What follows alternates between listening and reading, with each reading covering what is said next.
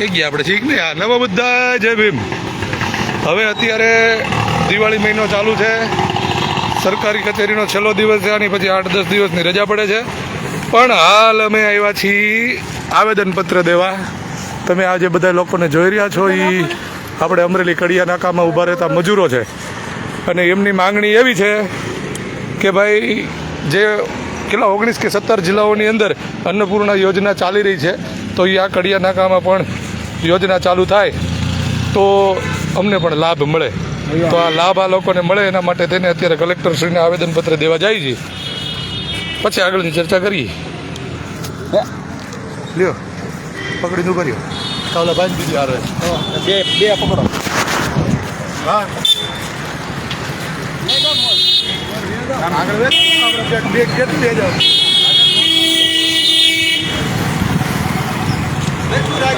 હરખો હરખો હરખો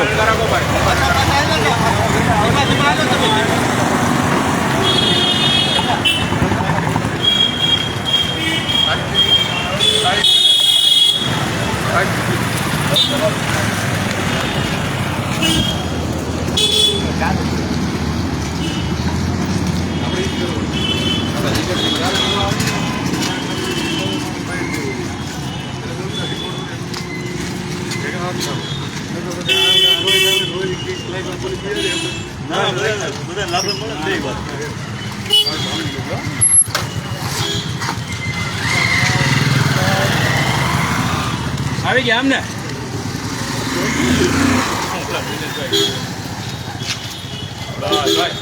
સારી જરૂર હતી.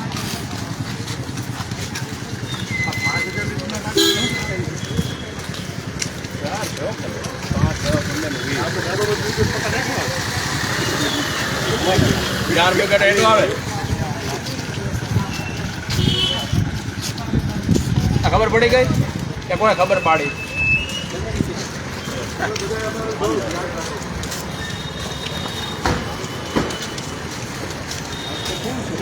બધા સાહેબ એસપી સાહેબ, કલેક્ટર સાહેબ,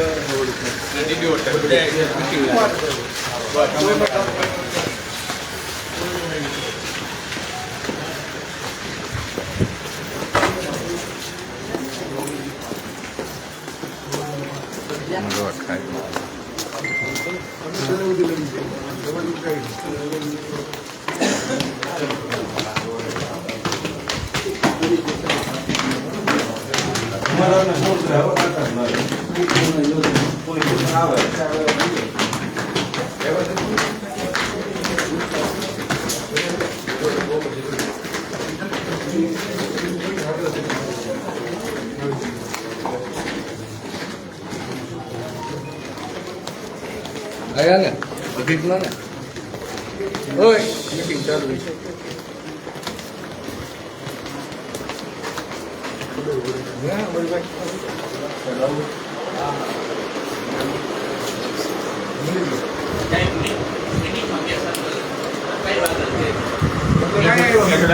મોકલા દો આ દઈ દઈ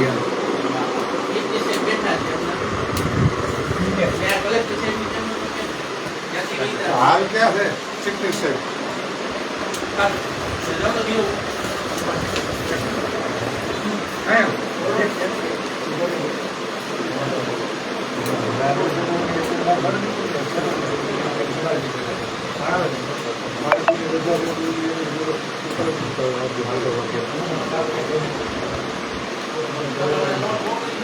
विशाल भाई संतोष मांगे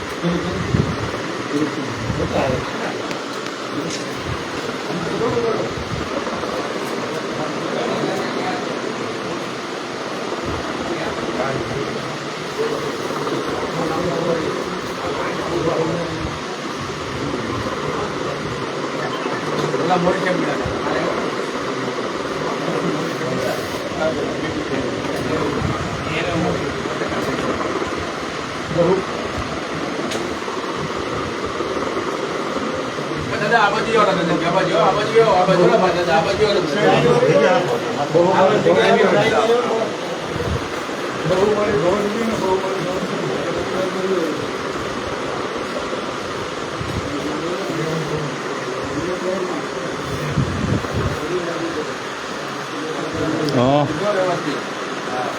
अरे तो कहीं नहीं मैं तो काम नहीं करूँ हाँ तो આગળ આવું બોલા વ્યસન ચાવડી નથી ગયા આવ્યા છે હા રે યાર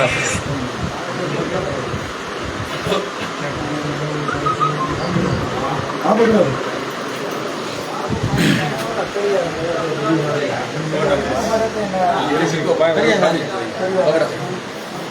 ઊભી થવી જોઈએ સારું લાગે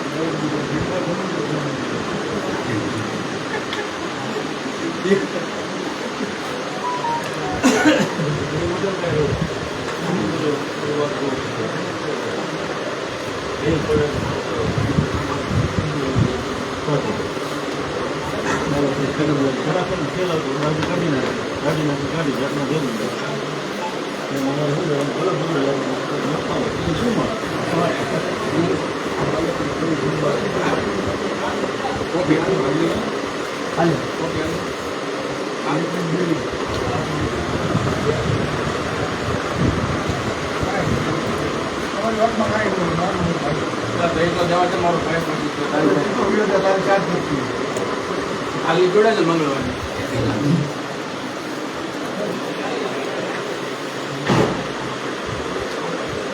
હાલો હાલો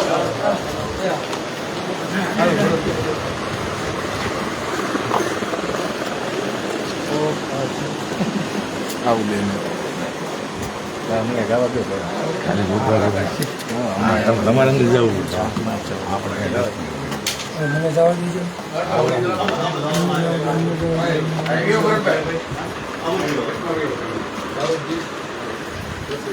આવી જાઓ બધા આવી જાઓ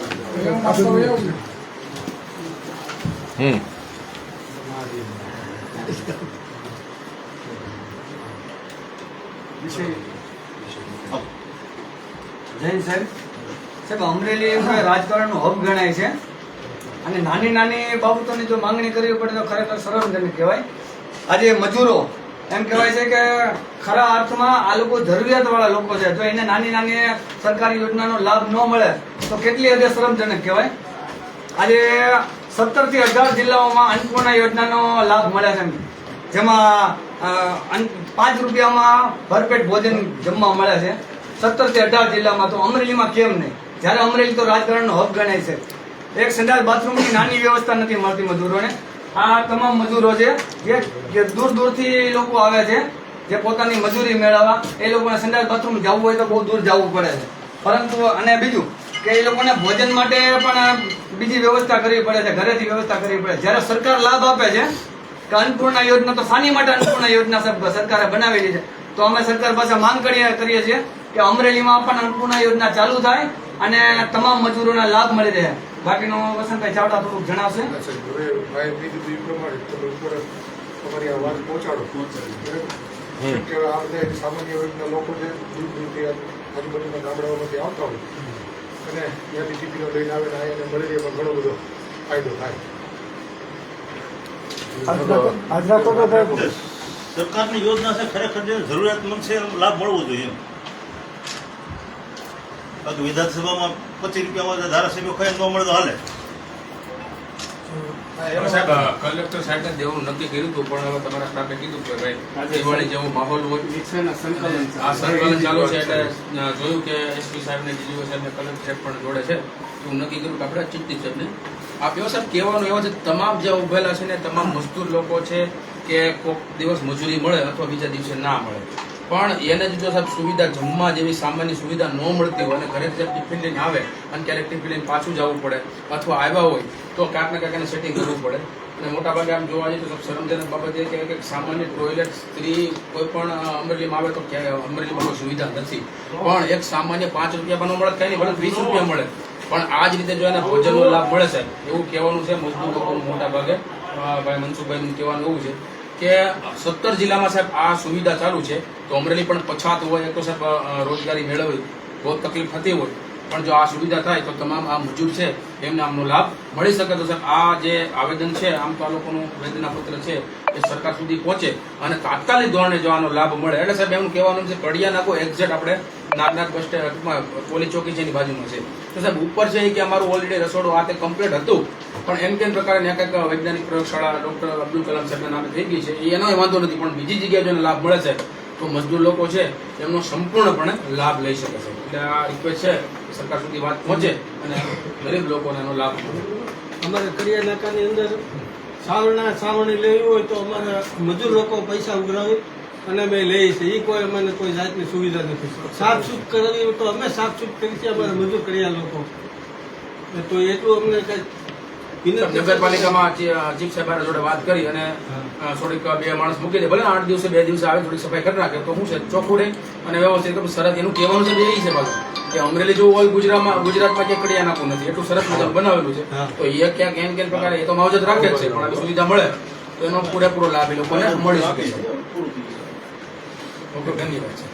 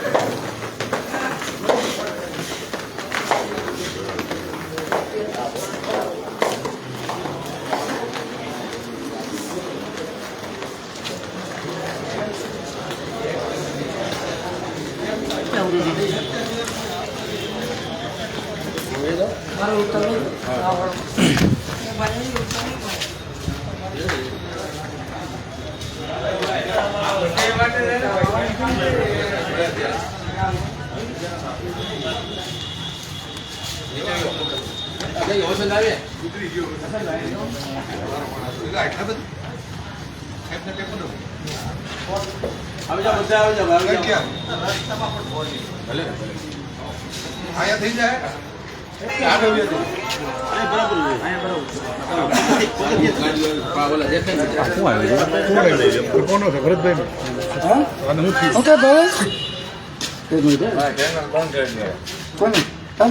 હા આવું એ આ રાખું. હા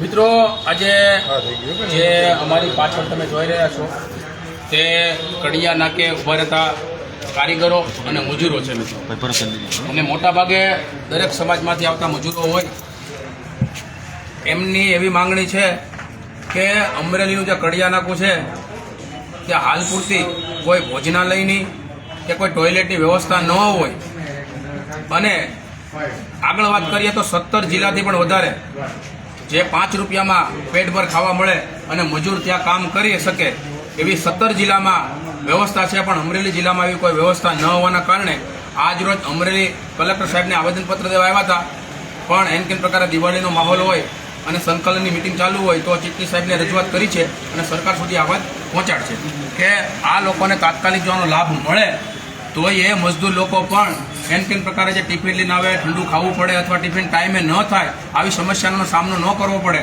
અને આયા જો ભોજનાલય અને આવી ટોયલેટ જેવી સુવિધા ચાલુ થાય તો આ પ્રાથમિક સુવિધા છે, જીવન જરૂરિયાત સુવિધા છે, એ લોકોને મળે. એની માટે આજરોજ તમામ સમુદાયના લોકો અમારી જોડે જોડાણા છે અને તાત્કાલિક ધોરણે જો સુવિધા ખરેખર મળવાપાત્ર છે મળે એવી સરકારને અમે રજૂઆત કરી છે. માતાજી જાને દે. ધન્યવાદ.